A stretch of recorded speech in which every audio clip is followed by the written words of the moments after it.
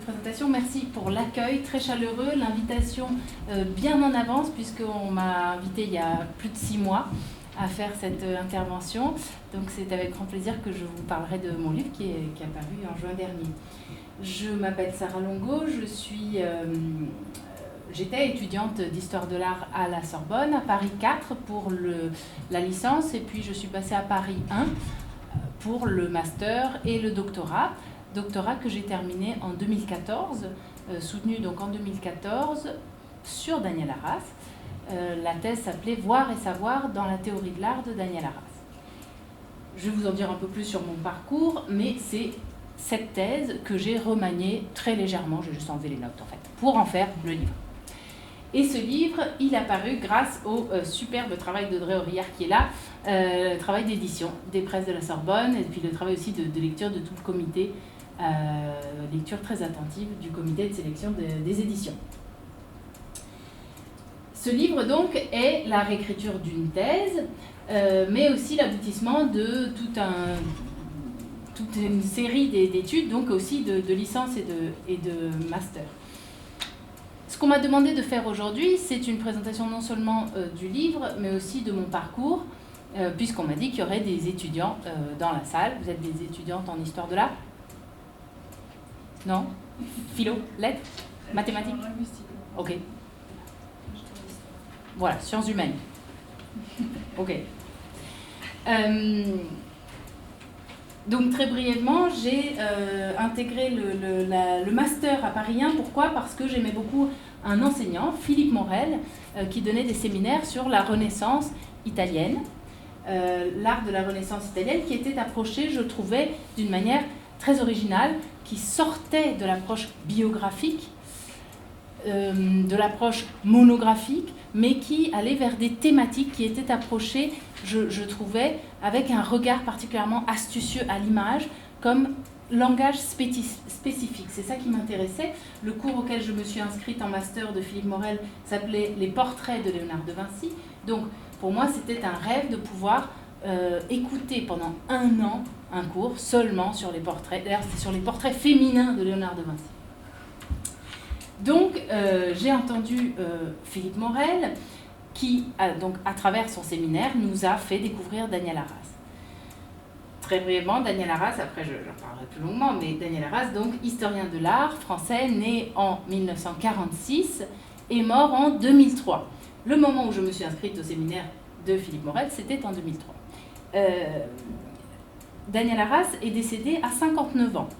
Donc l'année précédente, il enregistrait encore des émissions pour France Culture et venait d'arrêter, pour cause de sa maladie, le séminaire qu'il donnait non plus à Paris 1, mais à l'EHESS. Il était passé de Paris 1 à l'École des Hautes Études 10 ans auparavant. Il a fait 10 dernières années de sa carrière à l'EHESS. Ce séminaire était un séminaire sur sa méthode. Et donc, j'ai commencé à lire Daniel Arras en suivant les cours de Philippe Morel sur ses portraits féminins de Léonard de Vinci. Et ce qui m'a énormément plu, vous l'avez là, le Léonard, dans les paroles de Philippe Morel, mais qui avait redigéré, remanié le discours de Daniel Arras, ce qui me plaisait, donc, c'était cette pensée figurative de la peinture. La Joconde, est-ce qu'on peut éteindre un peu les lumières, peut-être, pour montrer mieux les images? Pour ceux qui n'auraient pas lu les pages sur la Joconde de Daniel Arras, je vous les gâche tout de suite en vous disant la pertinence de son interprétation. Ce que dit Arras, c'est pourquoi est-ce que Léonard n'a jamais donné la Joconde à son commanditaire? Parce qu'elle condensait l'essentiel de ses recherches sur la relation entre le microcosme et le macrocosme, c'est-à-dire entre l'humain et l'universel, entre l'homme et l'univers. Et cela, il le montre en regardant la peinture, c'est-à-dire non pas en interprétant les symboles, mais en regardant les formes, les lignes, les échos entre cette boucle de cheveux qui se détache sur le torse et le chemin,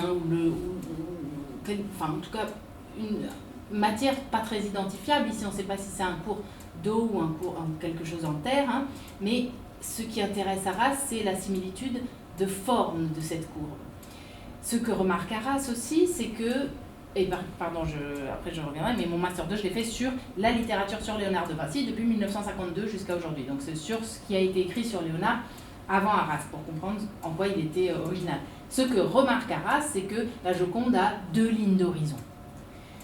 Celle de gauche, qui est à peu près ici, et celle de droite, là. Donc, nous dit Arras, l'horizon de gauche est plus bas et celui de droite plus haut. Du jamais vu à la Renaissance, surtout chez un peintre perspecteur tellement savant comme Léonard de Vinci. Explication d'Arras, le personnage au premier plan fait le lien entre tout ce qui se passe dans l'univers par son sourire. Le sourire si énigmatique sur la Joconde, sur lequel on avait tellement écrit, Arras, quelque part, répond à ce mystère par un autre mystère, celui du lien entre microcosme et macrocosme, en disant le sourire de la Joconde est plus bas à gauche, il est à la hauteur de son horizon de notre gauche, hein, et se soulève sur notre droite en faisant soulever l'horizon. Alors qu'est-ce qui charme dans cette interprétation? C'est le travail de l'écrivain, qui n'est pas objectif, qui est même pas vraiment réaliste, mais qui est narratif et qui nous fait voir autre chose dans la peinture. Et c'est ça qui m'a absolument séduit dans les écrits d'Arras, auxquels je suis arrivée, comme je disais, je vous en ai mis 2-3 autres, mais je suis arrivée dans les séminaires de Philippe Morel. J'ai décidé donc de faire mon master sur un livre d'Arras qui s'appelle L'Annonciation italienne, que vous avez ici, le sous-titre étant Une histoire de perspective. J'aimais les questions d'infini dans le tableau, la manière dont Arras retournait quelque part le problème en disant ce sont les peintres qui ont inventé la notion d'infini en puissance, qui n'existait pas en philosophie, notion pour laquelle on était encore brûlé vif à la Renaissance, mais les peintres l'ont fait dans les Annonciations, et là pour le coup je ne détaille pas, comme ça vous allez lire le livre. L'Annonciation italienne, une histoire de perspective. Ce qui m'a plu, et ce sur quoi j'ai fait mon master d'histoire de l'art, c'est les histoires de paradoxes entre les peintres qui inventent une perspective, donc une profondeur de champ, hein, qui fait qu'on imagine que la scène va dans une tridimensionnalité tout à fait nouvelle, et les phénomènes de surface qui sont dus à l'inscription impossible de Dieu dans une profondeur, et ça, c'était des problèmes théologiques complexes que j'ai étudiés dans mon master. On ne peut pas mettre Dieu en perspective, j'ai un petit peu... je me suis demandé pourquoi dans mon master 2, et on ne peut pas mettre la colombe en perspective, et là c'est devenu une véritable obsession dans mes recherches, puisque après j'ai publié le dernier ouvrage que vous avez là, c'est le numéro de la revue de la Vida Médicis Studiolo, dans lequel j'ai pu faire paraître le résumé de cette obsession pour les trajectoires des colombes dans les Annonciations, de laquelle je ne suis pas vraiment encore sortie. Là, je vous montre la plus belle, hein, l'Annonciation de Carlo Crivelli, qui est conservée à Londres, à la National Gallery. Une profondeur perspective énorme, hein, vous voyez cette profondeur de champ, les personnages ici sont tout petits, on suppose que le point de fuite est à la hauteur de cet homme-là, vous voyez bien, ça va? Ouais. Et à l'aplomb de la tête de cet homme, si on monte... Alors, donc, pardon, je vous contextualise un peu cette annonciation. C'est une annonciation qui a été commandée à Carlo Crivelli, qui était un peintre de Ferrare, hein, de la moitié du XVe siècle, par la ville de Ascoli Piceno, qui était un tout petit centre de l'Italie centrale, et qui avait reçu une bulle papale, disons une autorisation particulière de la part du pape. On voit la scène ici du messager, de la cage avec le pigeon qui devait être parti, avec le message, il y avait plein de pigeons là, et le messager qui reçoit la lettre de cet édit papal qui confère à la ville d'Ascoli Piceno toute une série de droits. C'est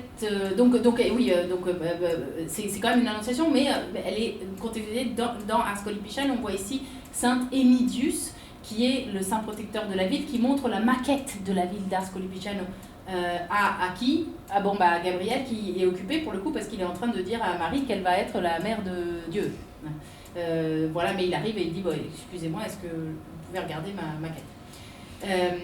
Bon, donc c'est une annonciation absolument géniale au niveau donc, de son inscription dans une histoire, mais aussi du travail de perspecteur et de théologien du peintre. Pourquoi ? Parce que vous voyez que donc au-dessus d'Émilius et de Gabriel s'ouvre un nuage. Est-ce que je vous ai mis un détail ? Non. S'ouvre un nuage entouré d'anges, là, duquel part le rayon que Dieu envoie en envoyant le Saint-Esprit, hein, sous forme d'une colombe.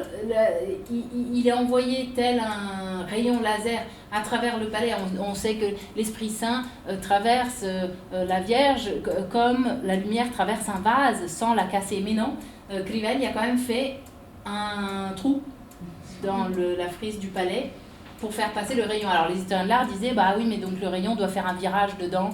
Non.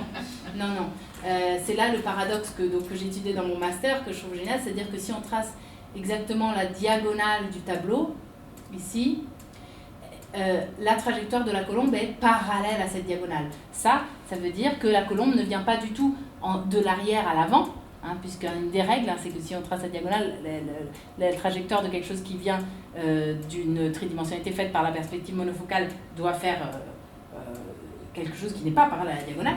Mais là, si. Donc, ce que j'en déduisais, c'est que le peintre, si savant soit-il au niveau de la perspective, va introduire toute une série de paradoxes spatiaux dans sa peinture pour montrer ce qui ne peut pas être montré. C'est-à-dire pour montrer qu'il y a un secret, qu'il y a un mystère qui ne peut pas être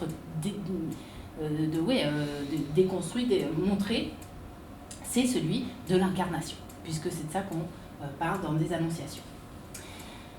Donc, après les portraits féminins de Léonard, ce sont les trajectoires des colombes qui m'ont séduit et je suis entrée par là encore plus dans la littérature harassienne. Et puis là, j'ai commencé à ne lire plus que lui. Heureusement, des personnes m'ont aidé à m'en sortir un petit peu avec des projets de publication. Donc, vous avez là l'ouvrage sur les grands décors italiens. Donc, c'est la femme d'Arras, Catherine Bédard et Philippe Morel, qui m'ont proposé toute une série de projets de publication d'essais de Daniel Arras, de traduction de ses livres. Bon, en fait, j'en suis pas vraiment bien sortie parce que j'ai commencé à le traduire, donc c'est pire que le lire. Donc, j'ai traduit en italien Le sujet dans le tableau, que vous avez aussi là en français. Et puis, je me suis intéressée à ce dernier séminaire à l'EHESS, puisque je me suis dit, comment est-ce qu'il travaille ? Il y a bien un fil conducteur, il y a clairement une approche particulière d'Arras, mais en tout cas à l'université, comme je le vois, j'ai l'impression qu'il est toujours étudié pour ses découvertes, ses intuitions.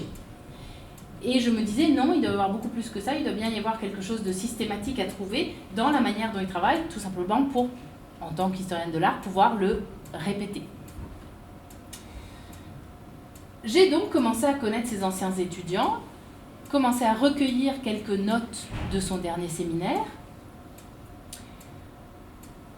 et je me suis retrouvée devant une impasse, et j'ai compris que ce livre donc, était en préparation, mais n'avait pas été publié. Il était gardé chez son éditeur, Monsieur Alvarez aux éditions du Regard.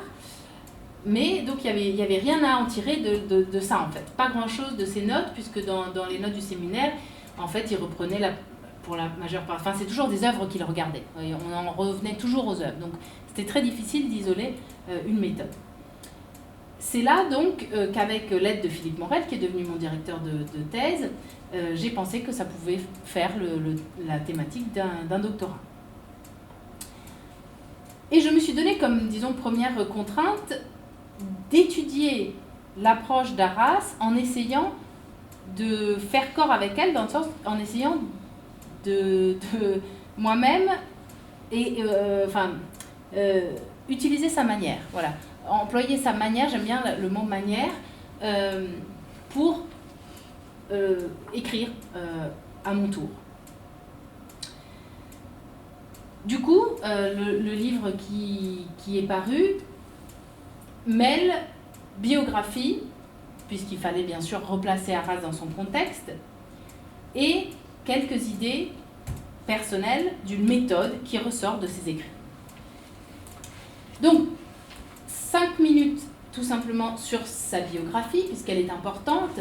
Pourquoi je me suis intéressée bien sûr à sa vie, c'est que c'est pas parce que Arras était considéré comme un historien de l'art excentrique qu'il n'en est pas pour autant sorti d'une école extrêmement précise, riche, des années 60 à 80, une école française intellectuelle qui gravite autour de la Sorbonne et de l'EHESS.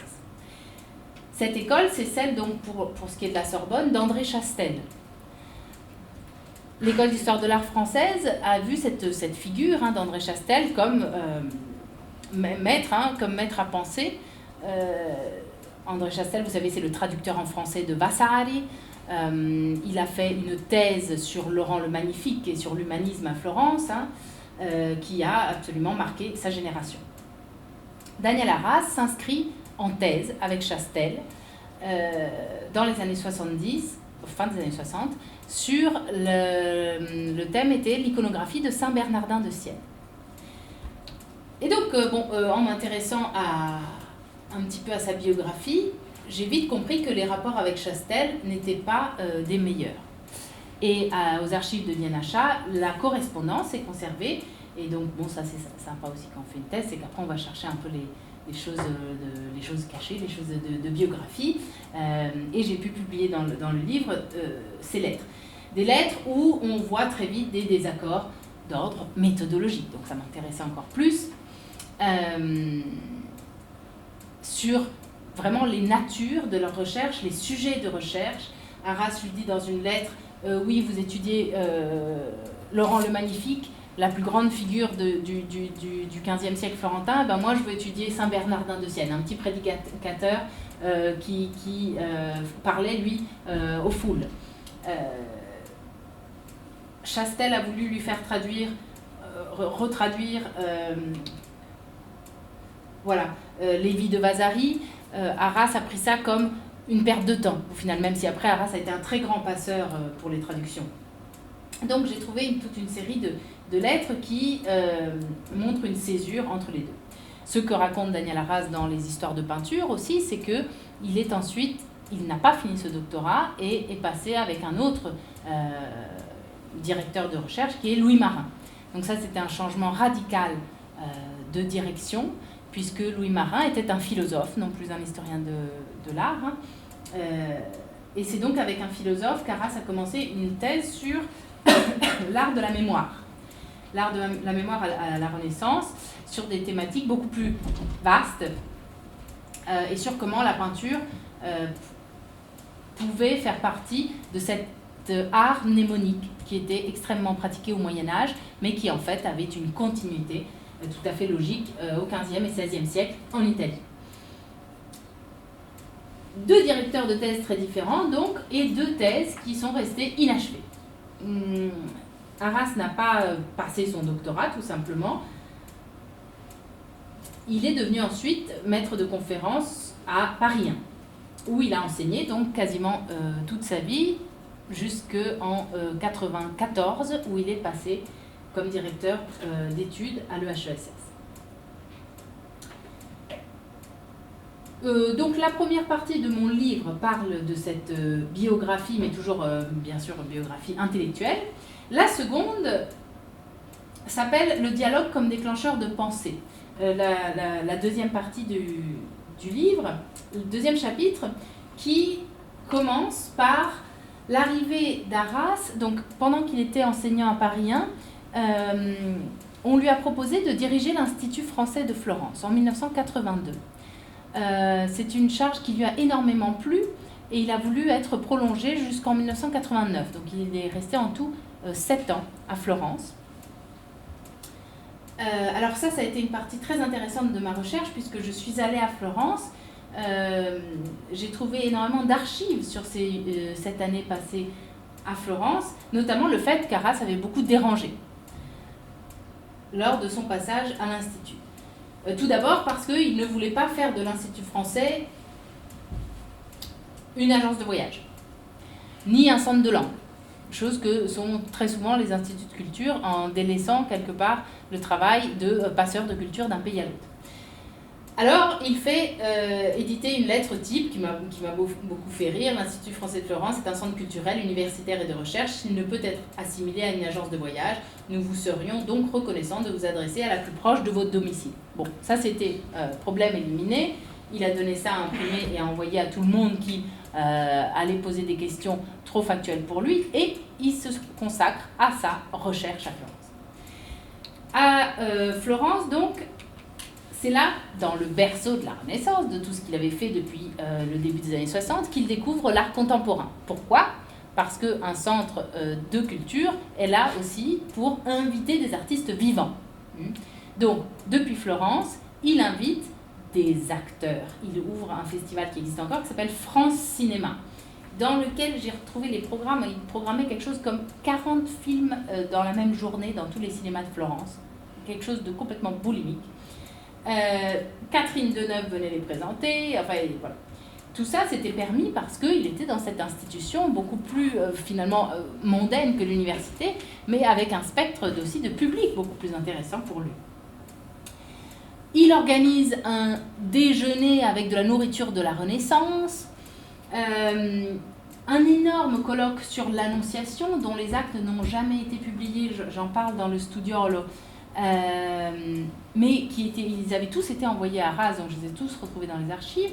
Et ça, ce colloque de 1986 sur l'Annonciation, c'est une des plus grandes manifestations interdisciplinaires sur une thématique très précise de recherche, qui a été organisée par un institut culturel. Découverte de l'art contemporain aussi parce que lorsqu'on s'approchait doucement de 1989, donc le bicentenaire de la Révolution, Arras invite un photographe, Patrick Feigenbaum, pour réaliser un cycle de photos des nobles florentins dans leur demeure.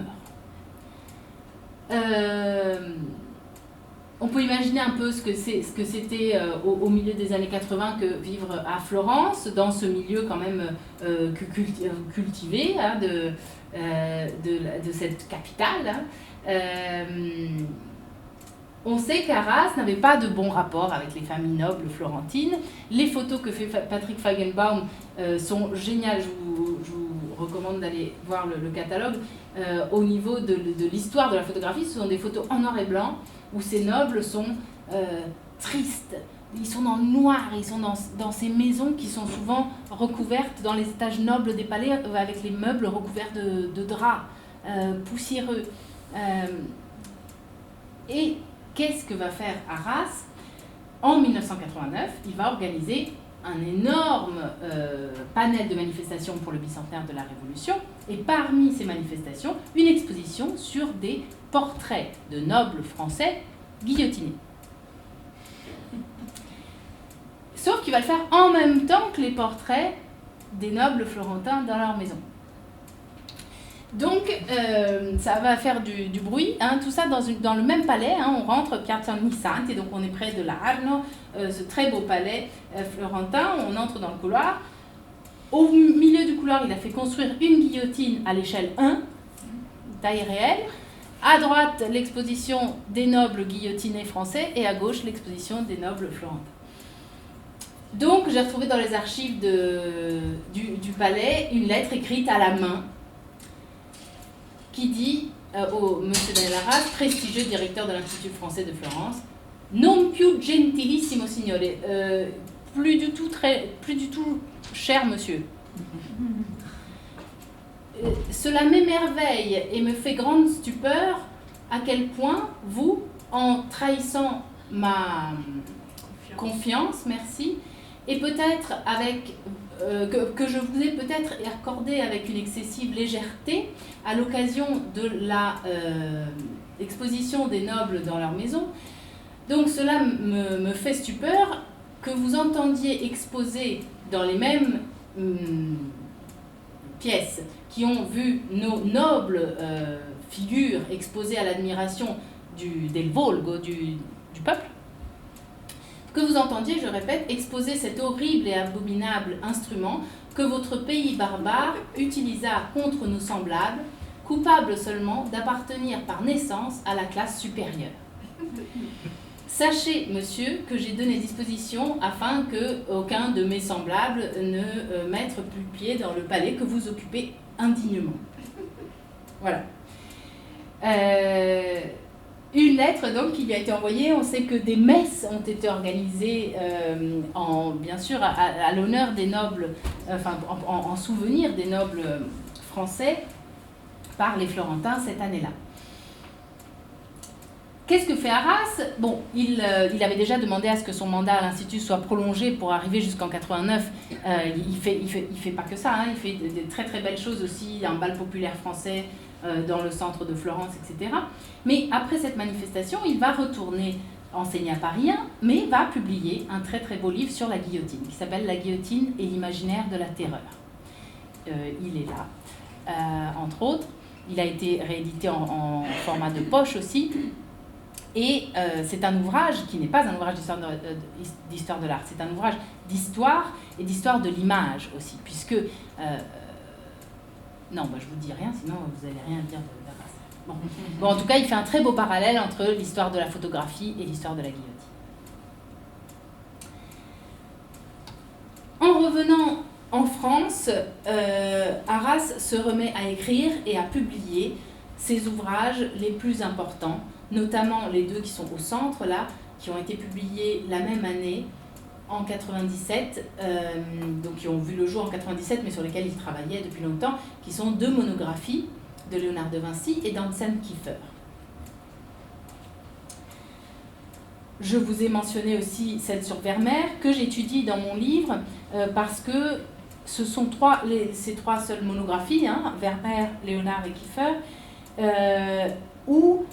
trois monographies où la manière d'étudier l'artiste découle de quelque chose, d'un fil rouge qu'Arras voit dans l'artiste lui-même.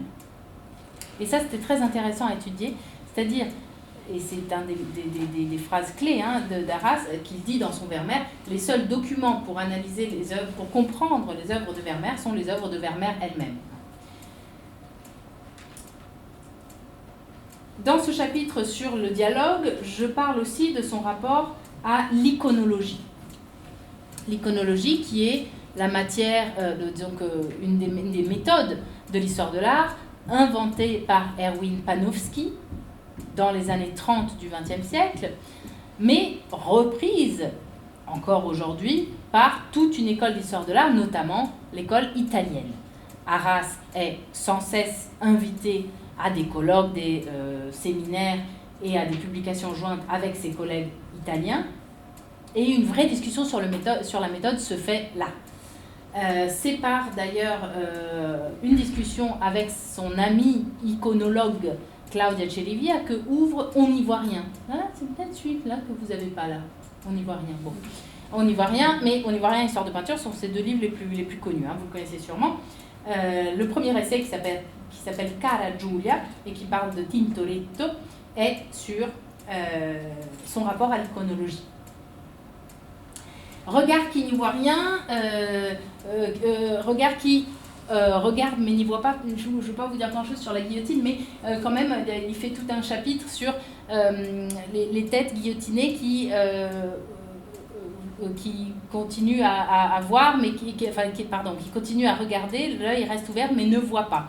Les têtes décapitées, ça m'a intéressé pour un petit chapitre d'interprétation de l'iconologie, où justement une profusion de documents et de savoir avec un S entraverait le regard, hein, entraverait la vision de la peinture. Ouais.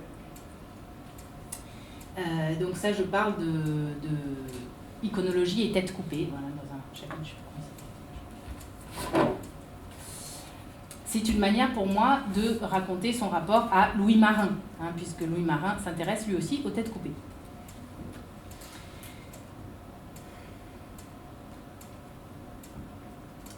Tête coupée et théorie sur le regard qui n'y voit pas.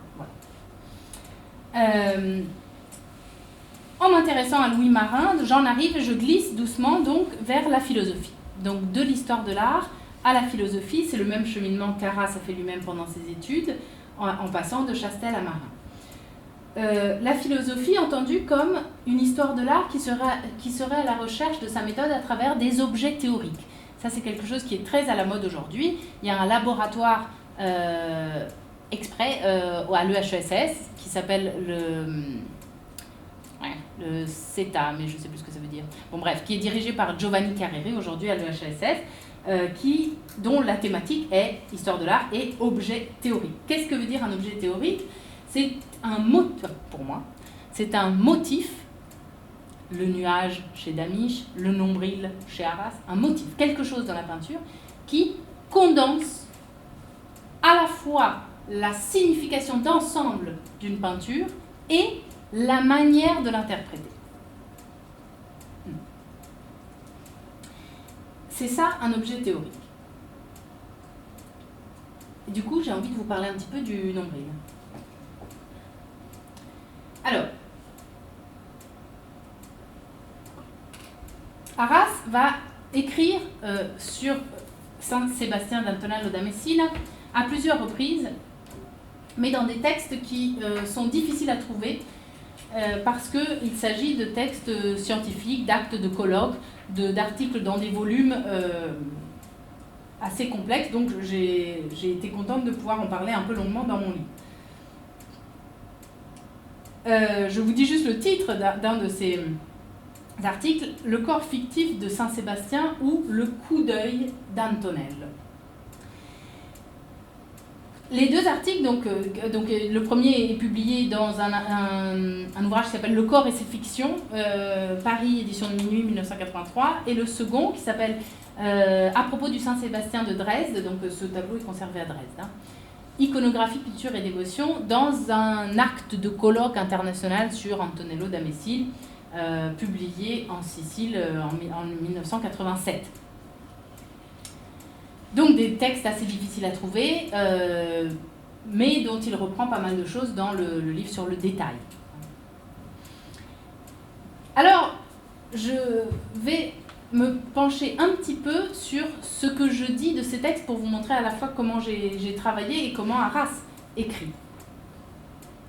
Ces deux articles sont construits de manière semblable au niveau de la narration. Ils vont du général au particulier. Arras, dans son écrit, s'approche progressivement de la surface du tableau et du détail. Dans le premier texte, Arras se concentre donc sur un détail qui est le nombril de ce Saint-Sébastien. En début d'analyse, il propose une sorte de typologie. On peut rééteindre ? Merci Marie. Typologie de Saint-Sébastien. Vous savez que Saint-Sébastien est un saint pratiquement autant représenté que la Vierge à la Renaissance, puisque c'était le saint protecteur de la peste, avec Saint-Roch. Donc, typologie saint protecteur de la peste, puisqu'il avait subi le martyre de la Sagitation, donc il avait eu son corps criblé de flèches, il n'était pas mort, donc miracle et saint sauveur de la peste. Donc, petite typologie, je reviens aux deux textes d'Arras, où il montre un saint qu'on appelait aussi à l'époque le saint hérisson, parce qu'il est absolument criblé de flèches, vous voyez. Voilà un exemple encore de plus près. Celui-là aussi est pas mal.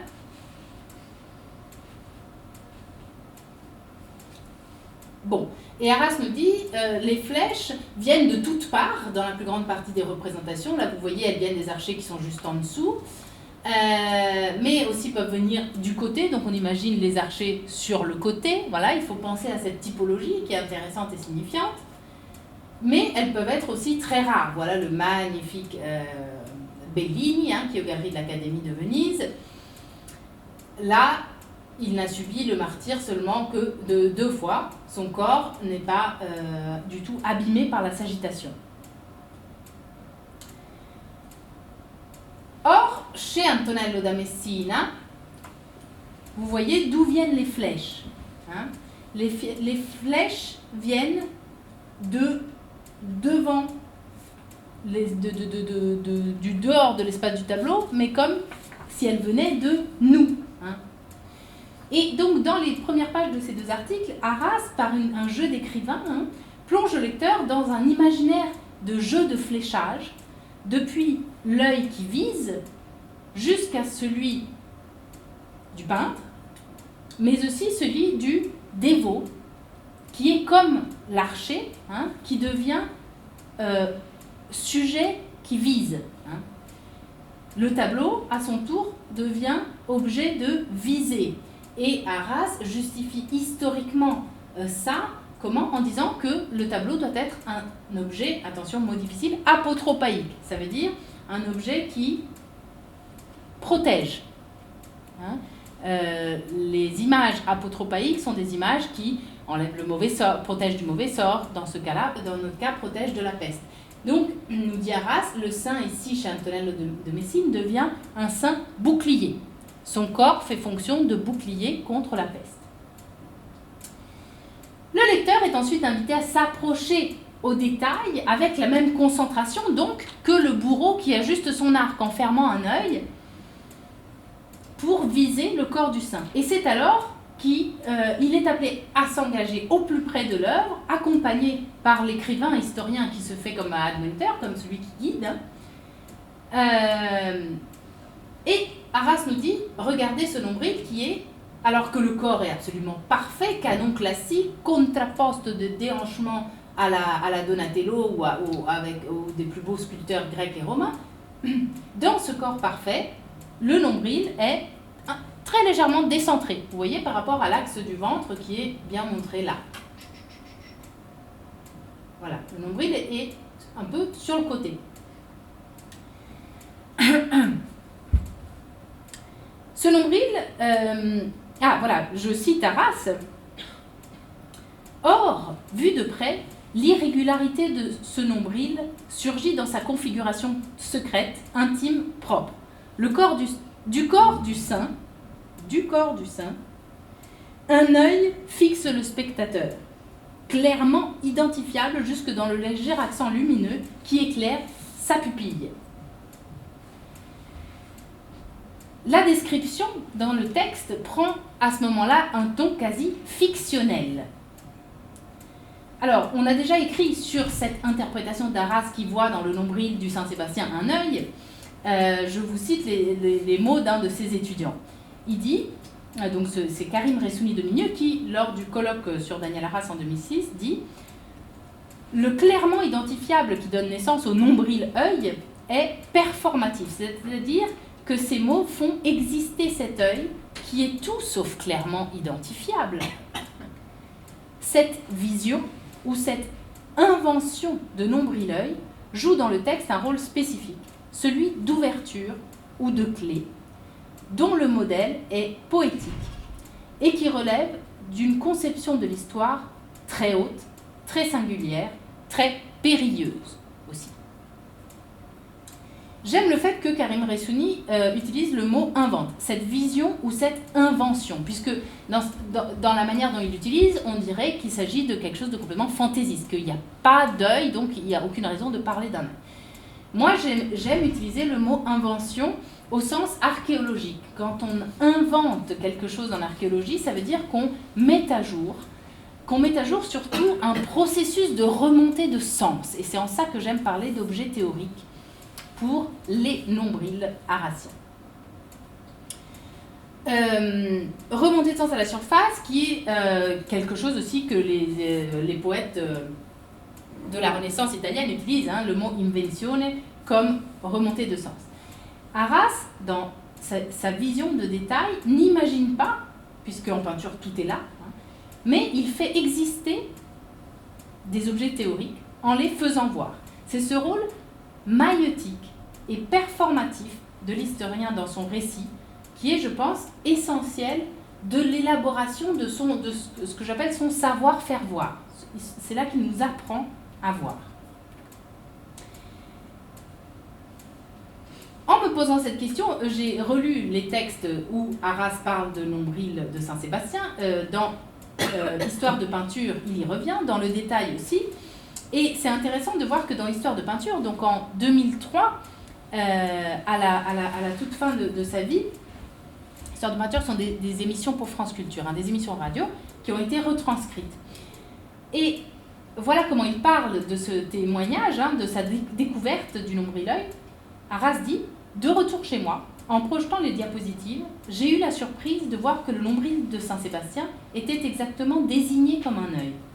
Ce n'est pas qu'il ressemblait à un œil, c'était un œil. » Alors là, j'ai trouvé ça génial que Arras aille si loin dans le travail sur la parole, comme correspondant au travail si intellectuel de l'image à la Renaissance, puisqu'il dit le nombril de Saint-Sébastien était désigné comme un œil. En plus, c'est un jeu de mots avec le mot dessiné. Il n'est pas dessiné comme un œil. C'était, à ce moment de l'interprétation arassienne, c'était un œil. Son rôle était celui de l'œil. Alors là, il faut remonter à Louis Marin, puisque Louis Marin fait tout un discours sur le tableau comme objet de visée de la part du regardeur, mais toujours aussi le tableau comme un œil. Et là, pour le coup, Louis Marin voit des yeux partout, là où il n'y a pas du tout de petits motifs ronds, qui pourraient ressembler à un œil. Notamment, il voit un œil dans la tempête de George Jones. Mais c'est pas qu'il trouve un œil, c'est qu'il montre ce pouvoir haptique, c'est-à-dire de l'image qui nous regarde dans la tempête de George. Bon, voilà, c'était un exemple. Et là, je vous renvoie à son livre sur le détail.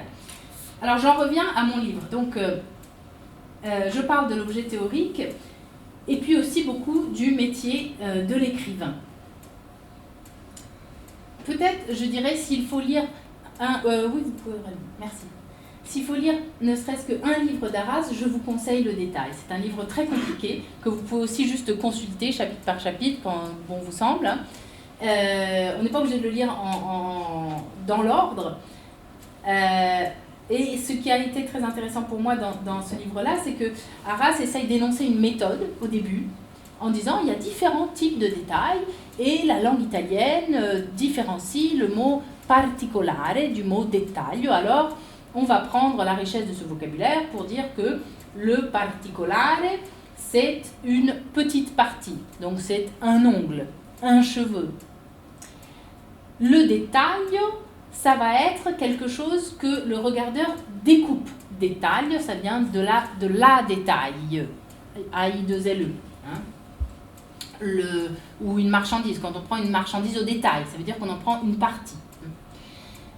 Du coup, il essaie d'établir des catégories. Là, je vous ai mis une capture d'écran d'une illustration que je mets dans mon livre, où il essaye de séparer la nature du détail, les modalités d'invention, comment est-ce qu'on trouve le détail, et la fonction dans l'ensemble du tableau.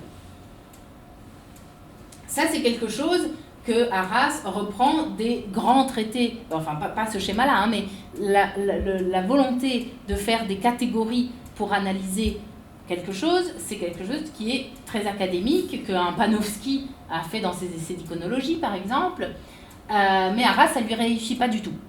C'est-à-dire qu'il l'annonce en introduction, cette méthode, mais il s'applique pendant tout l'ouvrage à la détruire. Et c'est ça que je trouve génial, c'est cet auteur, c'est-à-dire qu'à chaque fois, la peinture est plus forte que les outils d'analyse. Donc voilà, donc ça, on arrive presque à la fin de mon ouvrage, donc, où je parle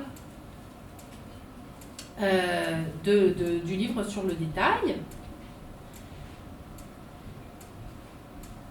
Et puis voilà, je vous avais amené juste un tout dernier exemple pour vous montrer à quel point je pense qu'on peut apprendre de Daniel Arras à en fait adapter ses lunettes selon ce qu'on doit regarder.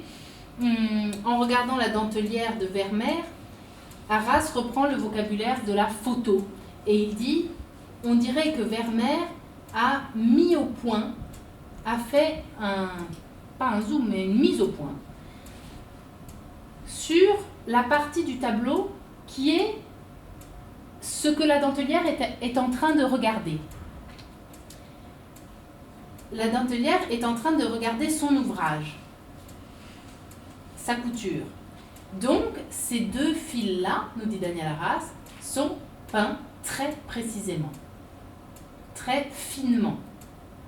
La formule d'Arras à propos de Vermeer, c'est Vermeer, peintre fin et flou. Je vous invite à partir de janvier à aller à Amsterdam, il y a une expo avec tous les 26 tableaux de Vermeer qui va ouvrir au Rijksmuseum. Vermeer fin et flou, fin dans le cas de ce fil sur lequel la dentelière se concentre, qu'elle-même met au point, flou dans les autres fils qui sont, vous voyez, peints comme un dripping de Pollock, hein, qui sont peints par des coulures de peinture qui figurent des fils, on y trouve le mimétisme, on y reconnaît des fils qui dépassent un coussin à coudre, mais ils sont flous parce que la dentelière les voit flous. Ok ?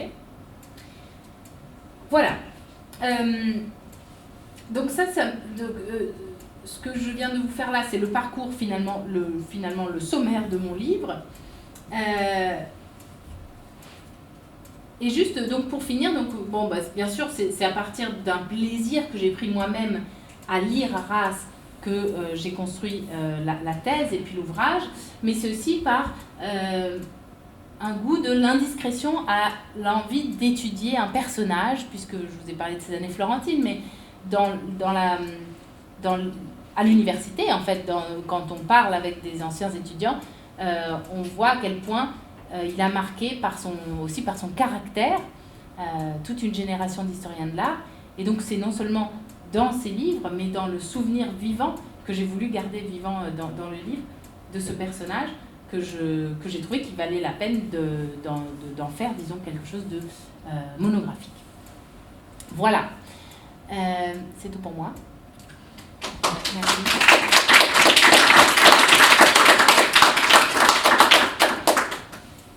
L'ouvrage de Sarah Lambrou circule, là, vous pouvez le feuilleter. Si vous avez des questions, c'est le moment, n'hésitez pas. Bonjour déjà, merci pour cette conférence, c'était très intéressant. J'ai juste une petite question, c'est assez précis, c'est pas très global. Parce que vous avez parlé du terme d'invention, qui apparemment en archéologie du coup désigne en fait le fait de mettre à jour quelque chose qui existe déjà en fait. Et je me souviens d'avoir lu dans les histoires de peinture d'Arras à un moment où il disait justement par rapport à la perspective qu'au contraire, il insistait sur le terme d'invention parce que les artistes florentins avaient inventé la perspective parce qu'elle n'existait pas avant qu'on l'invente, justement parce que c'était pas quelque chose qui existe dans la vie, mais c'est juste une façon de représenter en fait la nature. Du coup, c'est un peu paradoxal. Est-ce que c'est juste une question terminologique en fait entre la peinture et l'archéologie, ou est-ce que... Non, je pense que c'est beaucoup plus que ça. Alors, l'invention, j'ai parlé du terme archéologique, mais c'est un terme qui était classique aussi, puisque, par exemple, dans l'Ancien Testament, dans le Nouveau Testament, on parle d'invention de la vraie croix, lorsque Hélène va prendre de terre, chercher la croix qui a servi à la crucifixion du Christ et trouver la bonne, parce qu'elle fait un miracle, elle guérit un malade. Et cette scène en peinture, qui est notamment peinte par Piero, la plus connue, c'est celle de Piero della Francesca Arezzo, elle s'appelle l'invention de la croix. Donc ce n'est pas quelque chose qui n'existait pas et qui a été trouvé, mais c'est quelque chose qu'on enlève de terre. Voilà. Votre question, elle montre bien, je trouve, comment Arras se sert d'un même mot dans des contextes différents pour arriver à dire ce qu'il veut dire, en fait.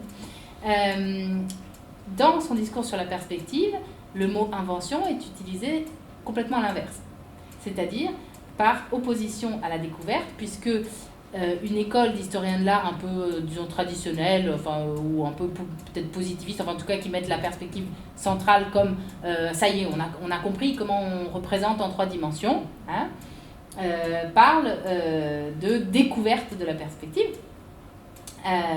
Mais bien sûr, mais même avant Arras, Franck Castel par exemple aussi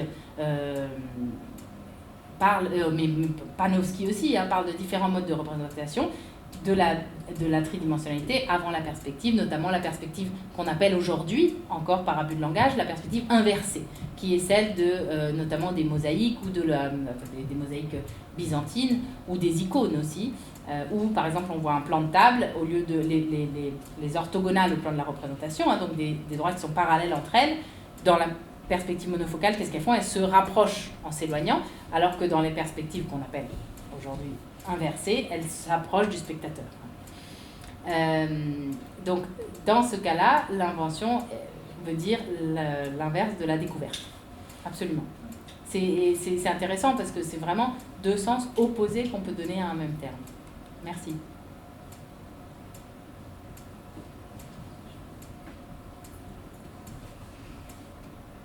Oui. Moi, je ne suis pas étudiante, je suis copiste. Donc, je fais de la peinture en copiant des œuvres de la Renaissance italienne. J'ai beaucoup lu Daniel Arras, que j'aime beaucoup. Et c'est juste un témoignage, en quelque sorte, de quelqu'un qui pratique la peinture. Mais je n'ai jamais rien écrit dessus, je n'ai fait que de la peinture. Et en peignant certaines œuvres, j'ai ressenti un plaisir et une émotion. On passe des heures sur une œuvre, donc j'ai passé 50 ou 70 heures sur une œuvre particulière, et j'ai ressenti une émotion que je partage avec Daniel Arras dans ce qu'il écrit. Voilà. Donc c'est intéressant parce que c'est comme si on était dans le tableau, hein, puisque en fait chaque coup de pinceau nécessite un travail, une concentration, un choix de couleurs, d'épaisseur de pinceau, enfin il y a toute la pratique évidemment qu'il y a derrière. Et le geste qui en fait jaillir de la toile le motif fait souvent, pour moi, référence à ce que Daniel Arras pratique comme expression littéraire sur certains objets, par exemple, dans les tableaux. Voilà.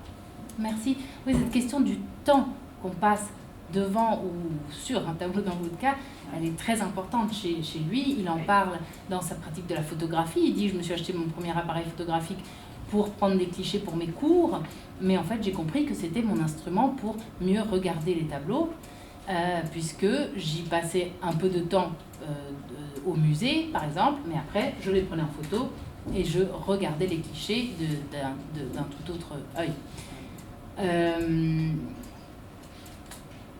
Sur cette question de l'émotion, les 50-70 heures que vous dites, c'est exactement celle que nous on passe à regarder, bien sûr. Alors vous faites le geste. Et alors Georges Didier Huberman m'a raconté cette belle anecdote qui est que à un moment, Daniel Arras s'est fait chasser d'un musée parce qu'il a voulu lécher un Matisse. Donc oui, il y a cette dimension physique qui entre en jeu, absolument. En tout cas, merci beaucoup pour la conférence. Très intéressant. Merci bien. Je vais acheter le livre. Merci, bonne lecture.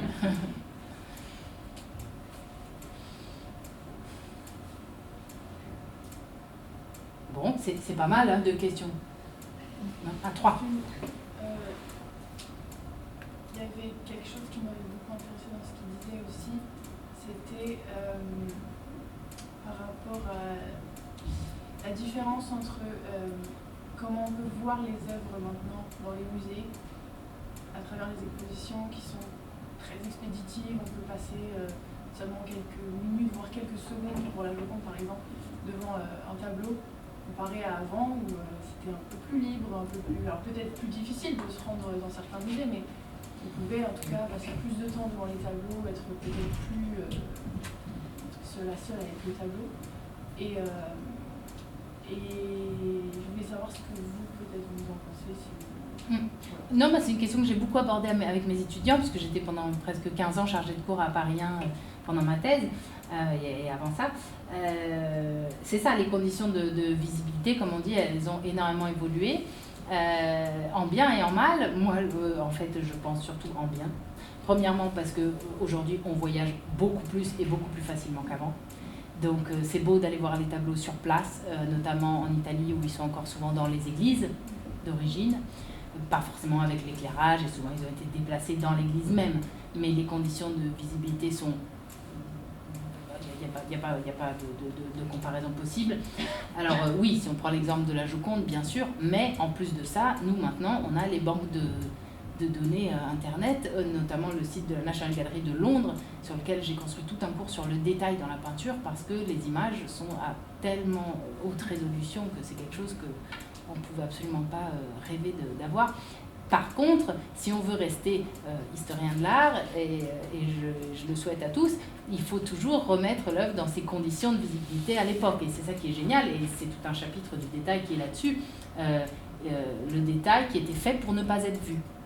Quand on regarde l'Annonciation de Philippe Polype, qui est à la National Gallery à hauteur de notre regard, cette lunette-là, il faut se dire qu'elle était faite pour être placée au-dessus d'une porte de l'étage noble du palais des Médicis.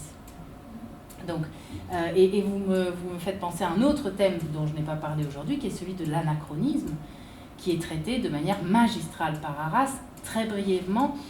Et d'ailleurs, donc là vous avez l'ouvrage Anachronique, où il y a une très belle préface de Catherine Bédard, donc de son épouse, qui est historienne de l'art contemporain.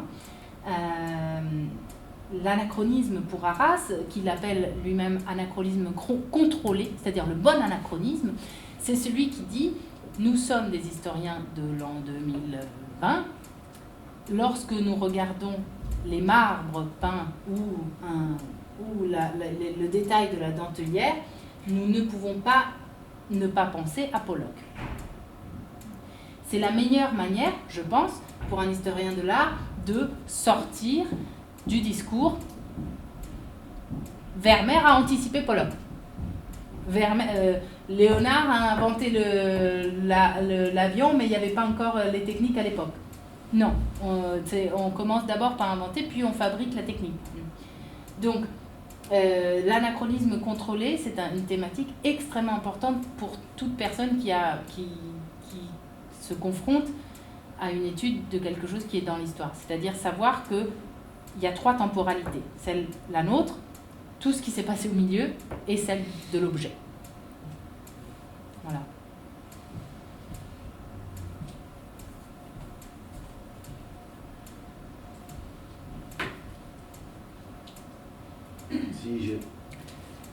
En fait, un tableau, c'est pas un objet à 2 dimensions, c'est à 3 dimensions. Il y a aussi l'épaisseur de la peinture, et la pâte, enfin ce qu'on appelle la pâte, et ça, à mon avis, c'est quelque chose qu'on ne reproduit pas, qu'on n'a pas sur une reproduction photographique, mais qui est très importante. Absolument. J'étais hier à l'exposition de Munch, et je trouve que dans les reproductions de Munch, on ne se rend absolument pas compte de cette épaisseur. Oui, tout à fait. Il n'y a rien de mieux que d'aller voir les tableaux en vrai. Ah non, ça je dis pas.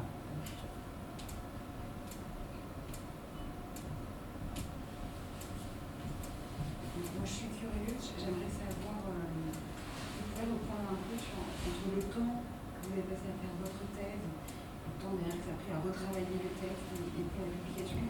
Ça c'est un ouvrage, là, c'est un travail qui représente combien de temps, de travail, de recherche? Merci.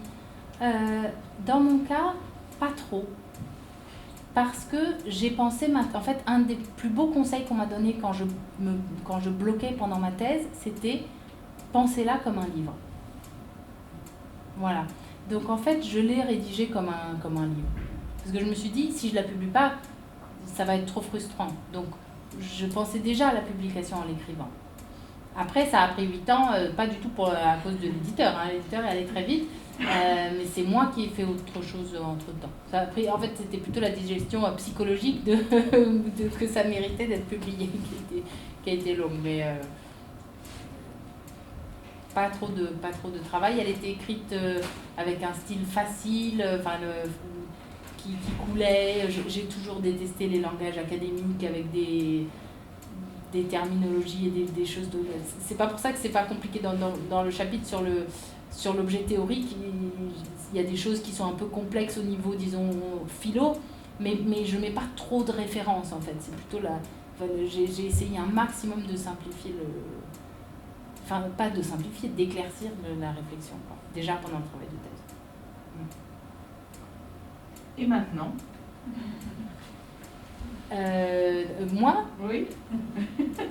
alors maintenant, donc en 2014, quand j'ai soutenu, j'avais déjà une activité en parallèle d'intermittent du spectacle, dans le spectacle. J'étais chanteuse de jazz. Donc j'ai fait de la musique jusqu'à peu avant le Covid, mais j'ai gardé un pied dans la recherche en ce qui concerne la traduction. J'aime beaucoup traduire, donc j'ai continué à traduire. Il y a l'ouvrage de Anna Maria Ducci qui est là, qui est une monographie sur Faucillon, sur Henri Faucillon. J'ai continué à traduire, mais la carrière universitaire, c'est quelque chose de difficile. Hein. Surtout, j'avoue, quand on n'a pas pensé sa thèse, enfin quand on a pensé sa thèse comme un bouquin et pas comme une carte de visite universitaire. Ce qu'elle n'était pas du tout, puisque... et d'ailleurs, quand je suis sortie, j'ai eu la qualification... Vous savez, après le doctorat, on passe un examen sur dossier avec les publications pour voir si on est qualifiable pour enseigner, pour devenir maître de conférence. Ça ne veut pas dire qu'il y a des places. Mais au moins, on vous dit, bon, bah, votre thèse, elle est bien pour enseigner l'histoire de l'art ou des choses comme ça. Et la thèse, elle a été qualifiée autant en section histoire de l'art, qui est 18, qu'en section 22, qui est philo. Mais bon,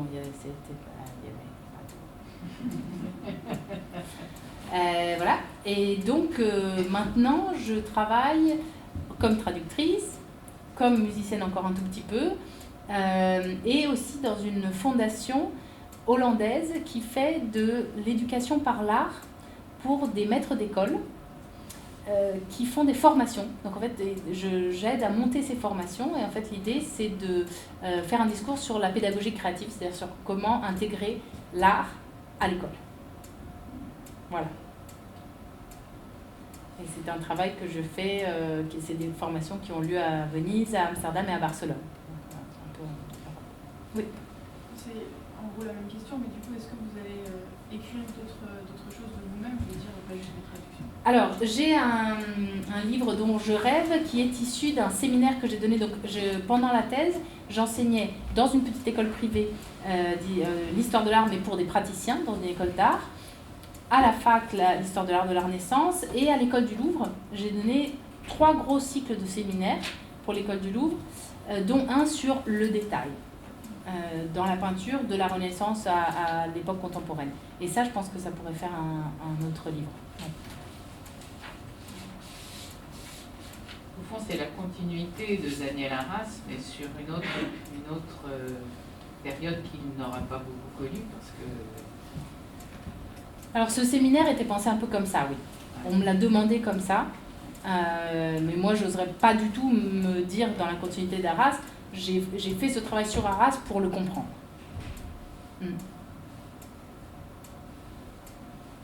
Mais il vous a imprégné quand même pour imaginer comment traiter la peinture contemporaine. Bien sûr, bien sûr. Même si on ne s'inscrit pas, si on ne veut pas dire qu'on s'inscrit, parce que c'est vrai que c'est un peu difficile, mais quand même, le travail que vous avez fait vous a complètement habité. Oui. Donc, il est en vous, si je Bien sûr, c'est digéré. Ça, oui. Merci beaucoup. Et pourquoi est-ce qu'on pense à Pollock en voyant la dentelière? Pour la question du dripping. Le dripping? Oui. Parce que Pollock invente cette peinture qui s'appelle, donc le courant s'appelle l'expressionnisme abstrait américain, où il perce un pot de peinture et il ne travaille pas au pinceau. Il applique directement la peinture depuis le pot, comme ça, par coulure, par la coulure. Ici, ce sont des coulures où le pinceau n'a pratiquement pas touché. Hein. C'est l'empattement. C'est un travail de l'empattement. L'exemple que donne Daniel Arras et que donne Georges Didier Berman aussi, ça, ce sera un autre livre intéressant sur le rapport entre Arras et Didier Berman sur la question du détail. Didier Berman parle non pas de détail mais de pan, PAN. Didier Berman donc, a écrit un livre magnifique sur Fra Angelico, sur les marbres de Fra Angelico. Et donc il y a un rapport entre les coulures dans la peinture à fresque chez Fra Angelico et le dripping de Pollock. Voilà. Non, mais vous faites bien de mon lectrice. Et ce petit dessin au crayon là qui représentait les métamorphoses d'un ange, c'était de qui? Vous avez montré un dessin au crayon. On voyait 4 petits anges et ça évolue vers un Ah oui, dessin. merci. Merci, c'était pour parler du fait que ça a été drôle pour moi de découvrir que c'est à Florence qu'Arras a commencé à s'intéresser à l'art contemporain, en grand spécialiste de la Renaissance qu'il était. Quand il arrive à Florence, donc il commence à inviter des artistes de son temps à Florence, dont Claire Bretéché. Claire Bretéché, qui est décédée il n'y a pas longtemps, hein, et Claire Bretéché lui a offert ces 4 angelots qui sont repris de les petits anges au bas de la Madone Sixtine de Raphaël de Dresde. Oui, oui. Et on sait que je pense que c'est à ce moment-là que Arras a commencé à collectionner les représentants. C'est le marketing le plus connu, hein, les 2 angelots. D'ailleurs, on connaît pas le tableau, on connaît que les 2 angelots. Mais les 2 angelots, ils sont faits en savon, en poster, juste les angelots, enfin tout. Hein. Et du coup, Arras collectionnait les reproductions des 2 angelots de Raphaël, et c'est pour ça qu'on imagine que Claire Bretéché lui a fait ces 4 dessins-là. Voilà. Dans ses dessins de peinture, Arras parle de... Il me semble que pour la thèse sur Saint-Bernard-Pointienne, il a fait un voyage en Italie et dans des petites églises, voir ce qu'il pouvait trouver. Et il disait qu'il a terminé aucune de ses 2 thèses. Il n'y a pas d'ouvrage ou d'article où il a rassemblé un peu son voyage en Italie, ses recherches sur justement ces figures. Alors, oui, dans Histoire de peinture, il raconte que la thèse lui a été volée dans le coffre de sa voiture. Voilà. Il y a eu un recueil assez récemment qui a été fait par sa femme en collaboration avec un de ses anciens élèves, qui est celui-là à gauche du livre rouge, là, sur Saint-Bernardin. Absolument. Et ça rassemble un peu ce qu'il a pu... simplement, c'est ce qu'il lui racontait de ses recherches. Non, il a publié dans des revues spécialisées des textes sur Saint-Bernardin. D'accord, Ouais. il a quand même reconstitué la thèse qu'il avait. Non. La thèse devait mélanger aussi toute une réflexion sur le portrait, qu'il a publié dans d'autres textes ultérieurs. Non, mais en fait, vraiment le noyau de la thèse, il est perdu. D'accord. Ouais. Il a pas... J'en parle. D'accord. Ouais. Parce que c'est une réflexion, je pense, absolument unique sur le statut du portrait comme figure qui ne doit pas... la question du portrait ressemblant. Est-ce qu'un portrait était ressemblant, ou est-ce que maintenant on imagine Saint-Bernardin de Sienne comme il est représenté, parce que les peintres à son époque ont fixé une iconographie, c'est-à-dire qu'on reconnaît Saint-Bernardin de Sienne parce qu'il est représenté comme ça, et pas parce qu'il ressemblait au vrai. Voilà. Il y a des volumes très intéressants sur ces questions-là qui s'appellent Portrait et mémoire, dans lequel il y a des textes d'Arras, mais aussi de Augusto Gentili, qui est cette histoire de l'art de Venise qui a beaucoup, donc portrait et mémoire. Ouais. Est-ce que c'est une question de physionomie? Parce que j'ai cru comprendre que c'est à la Renaissance surtout, de par l'Antiquité en fait, qu'on faisait beaucoup de portraits, surtout de gens de l'Antiquité, en essayant d'associer en fait les traits physiques à des traits moraux. Des traits moraux, et je crois que ça s'appelle la physionomie. Est-ce que c'est du coup cette question-là pour Saint-Bernardin, ou c'est juste... Oui, c'est cette question-là en général pour l'histoire de l'art, c'est-à-dire est-ce que on se contente de dire cette personne on la reconnaît parce qu'on sait qu'elle ressemblait à ça. La science dont vous parlez s'appelle la physiognomonie, c'est-à-dire un rapport entre les traits moraux, mais c'est quelque chose qui existait encore dans la médecine, où on mesurait la grandeur des crânes pour voir si une personne était un criminel ou pas, ou des choses, des lois qui sont restées très longtemps, même dans des sciences dures comme la médecine, mais c'est encore plus grave, je pense, en histoire de l'art, quand elle perdure. Votre question, si, un ouvrage que je vous conseille de lire, si vous ne l'avez pas déjà lu, c'est Idea de Panofsky. Donc Erwin Panofsky, qui a écrit cet ouvrage où il raconte la naissance du modèle en peinture. Quand est-ce que les peintres ont commencé à prendre des modèles? Et il raconte cette belle anecdote de Raphaël qui dit, pour peindre la Fornarine, donc qui est son portrait féminin le plus connu, j'ai pris les 10 plus belles femmes de ma ville, qui étaient urbains ou de ville, et, et mon portrait condense leur beauté associée à l'idée que j'ai de la plus belle femme du monde, de la plus belle femme. Voilà. Donc cette question du mimétisme et du portrait, elle est toujours d'actualité en histoire de l'art et elle l'a toujours été.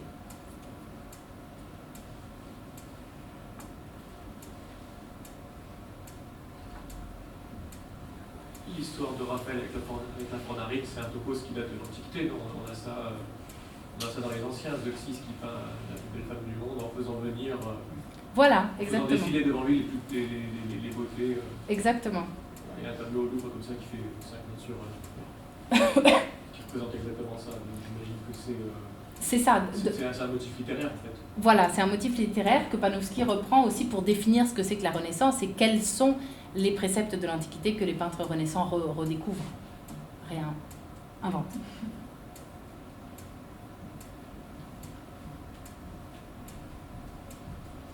Mais bon, il faut quand même se dire que la descendante de la Joconde, aujourd'hui, a fait déterrer les ossements de Mona Lisa pour montrer qu'elle ressemblait à son arrière-grand-mère. Hein. Donc, enfin bref, des fois, les topoïs, c'est intéressant de les garder, quoi, parce que ça peut être dangereux de les oublier.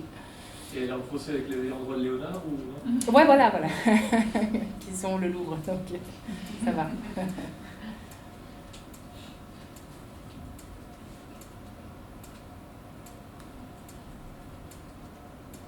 Bon, merci beaucoup. Merci pour votre écoute. Merci. Merci.